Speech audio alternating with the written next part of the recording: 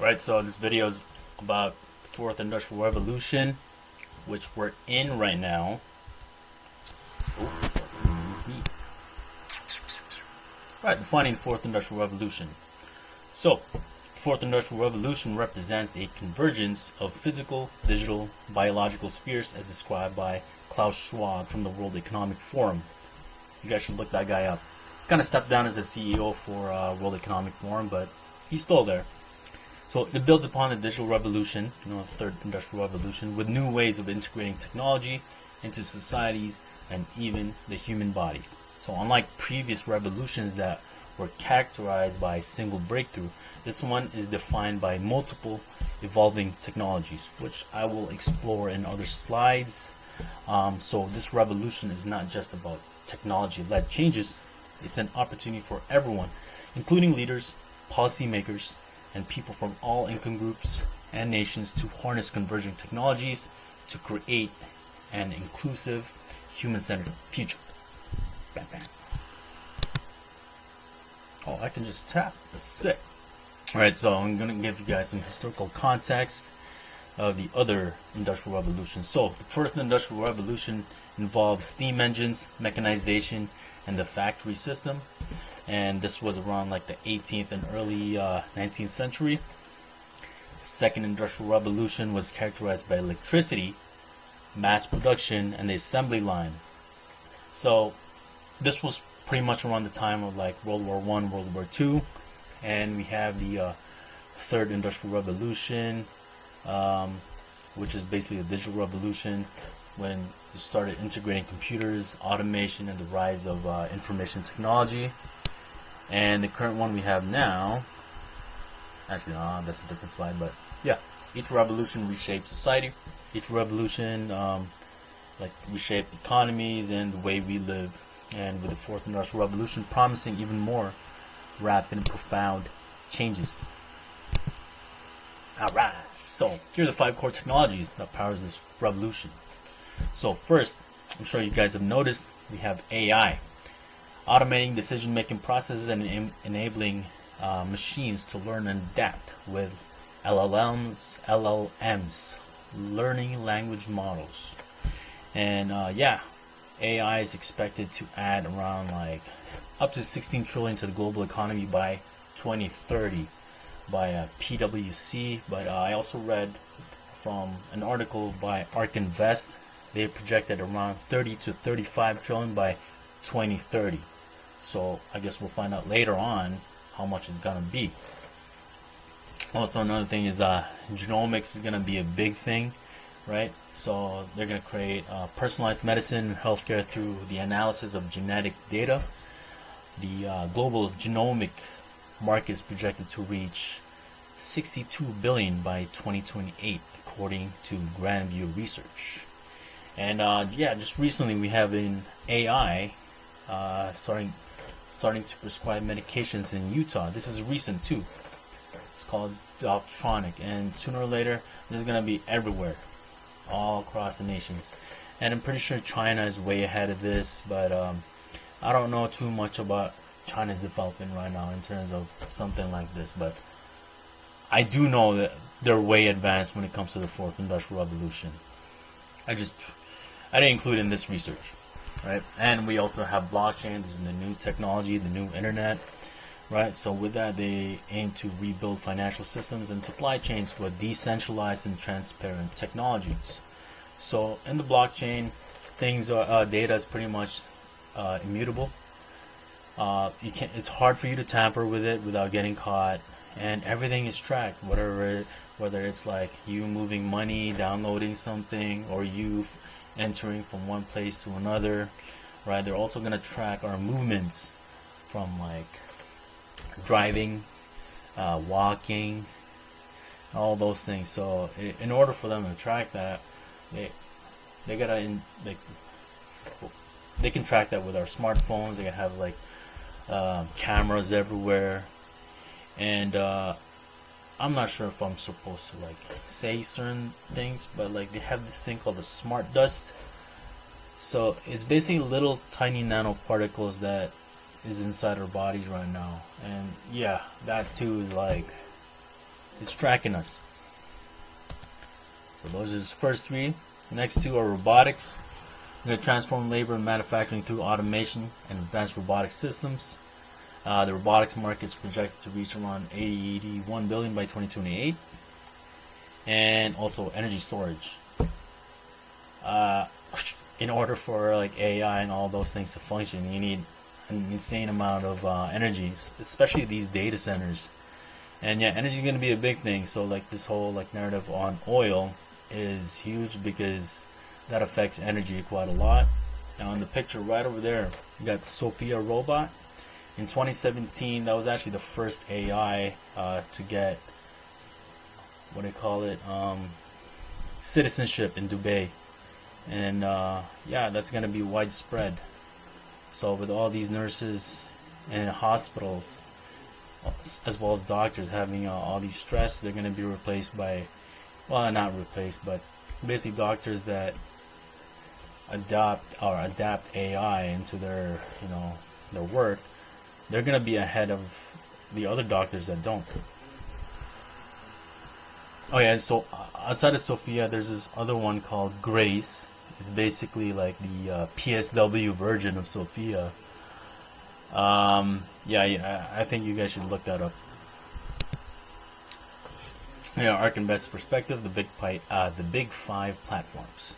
So ARK Invest identifies AI, robotics, energy storage, genomics, and blockchain as the foundational platform for this fourth industrial revolution.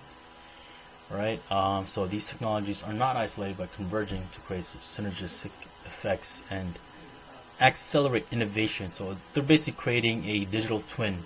So the things before the fourth industrial revolution were basically things catered to humans. So now they're creating an environment for digital humans, the AI, artificial intelligence. And yeah, the AI is basically the mind. Data centers is the like the books. Robotics is the body. Energy is the energy, like food. I always say robotics. Genomics is the whole idea of like, you know, your DNA. Blockchain can be their way of transacting. It can also be like, you know, the blood vessel, the immune system, right? So like, yeah, it's a digital version of us that's being created, right? So the convergence of technologies, smart factories and smart city. AI and robotics are merging in smart factories. If you worked in Amazon, I worked there, and I was watching their conveyor belts, and that thing was insane as to how accurate it was when it comes to delivering a certain product and making sure that box lands on a certain spot at a certain amount of time. I mean, like a certain period. It's insane. You gotta see it for yourself to see what I'm talking about. Anyways, yeah, with AI and robotics, they enable predictive maintenance and optimizing production. So this can pretty much reduce the downtime by up to 30%. I'm sure some of you guys have come across articles stating that all these people that work in Amazon factories are getting laid off.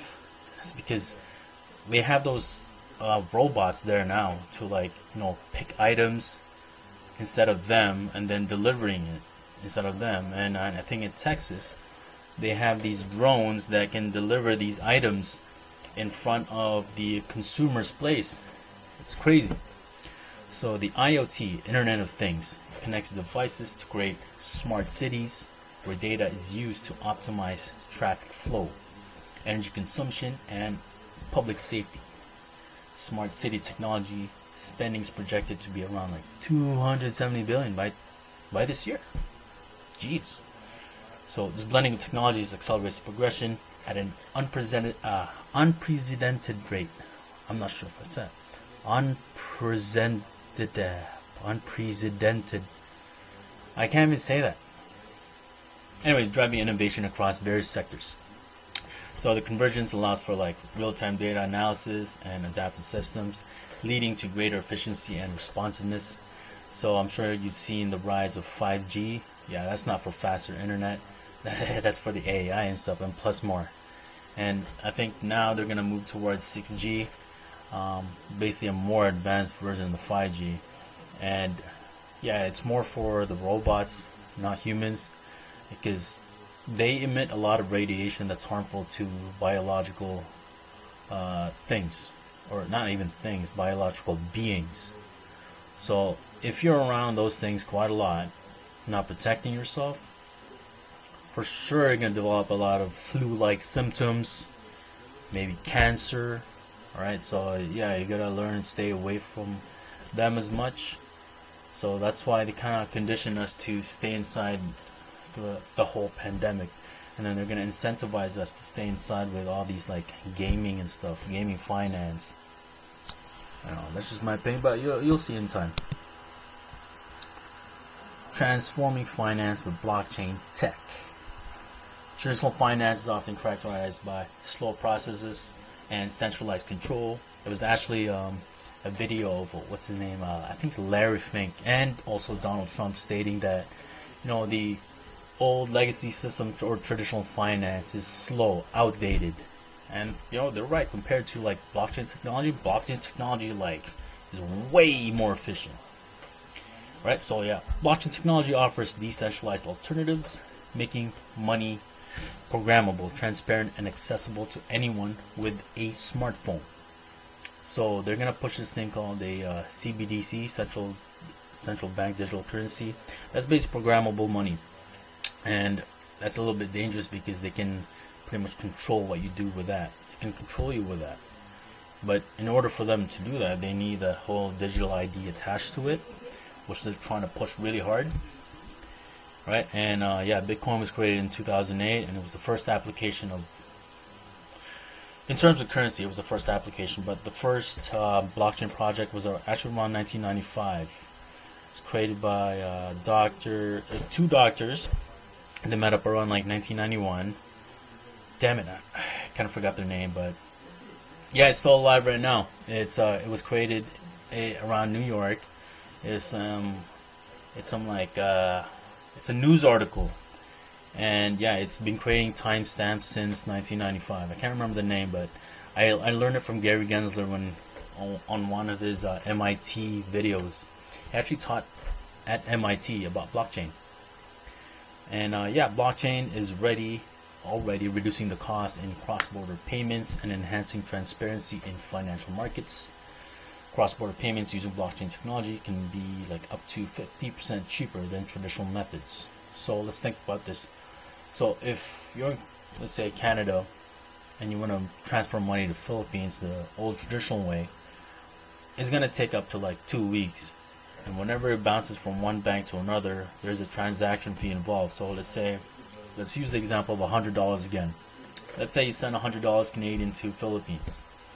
By the time it gets there, the value of it would be lower than $100. Let's just say $80.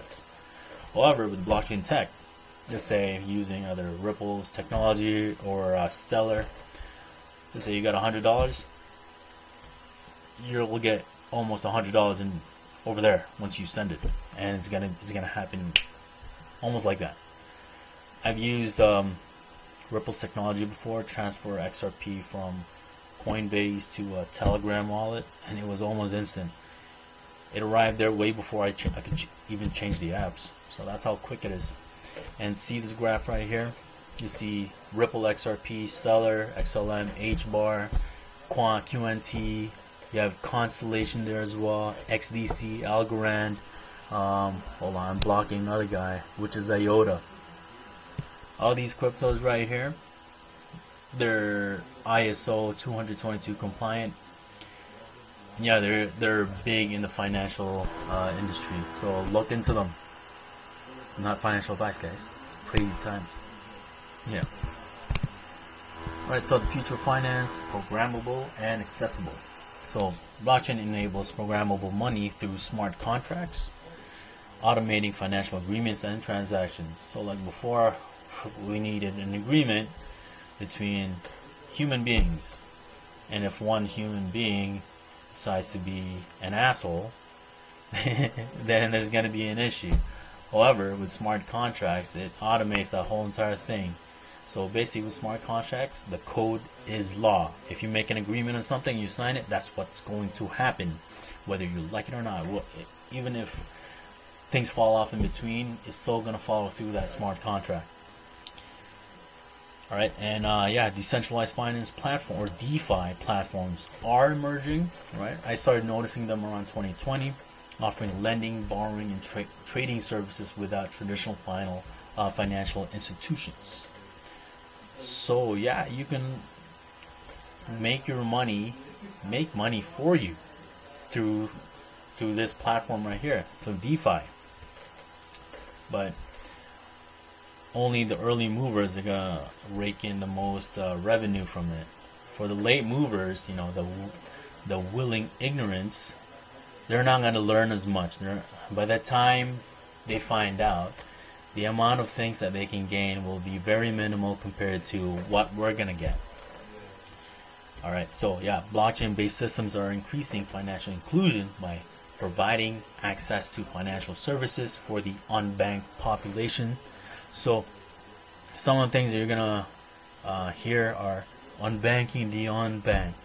But another perspective is they want to bank the unbanked because they also want to tax them, which is another form of slavery. So think of those people that don't have a bank account, but they are able to transact because they have cash. They want to be able to track those guys, and they're going to do it through blockchain, right? They're going to incentivize them by, like, you know, they can't do or buy things without that smartphone, or yeah, because before they had cash, but now cash is being phased out. So yeah, this shift is creating more efficient, transparent, and accessible financial ecosystems. All right, you must seize the opportunity. Early adopters and future benefits. Individuals who understand and embrace the fourth industrial revolution will reap the most rewards. That's, yeah. It's crucial to acquire the knowledge of these technologies now than later. Position yourself by educating yourself, and position that money early before others get to it. So yeah, companies that invest in AI and automation are expected to see like a 14% increase in revenue by 2030, according to Accenture. Embracing the future, learn, adapt, and build. Fourth industrial revolution is not just a future concept. You're pretty much living in it right now, right? For those of you that have been watching through YouTube, there's AI there. If you use Google, there's AI there. Smartphone, you have AI there. Right, so the key is to continuously learn, adapt to the changing landscape, and yeah, develop a personal blueprint for your own future. By embracing these technologies and trends, individuals and organizations can thrive in the new era. For those that don't adopt blockchain, well, they're going to be left behind. So yeah, the future belongs to those who are prepared to navigate and shape the fourth industrial revolution, which is us. Thank you. So yeah, if you like that one, like, share, and subscribe. I got more for you guys. Stay tuned.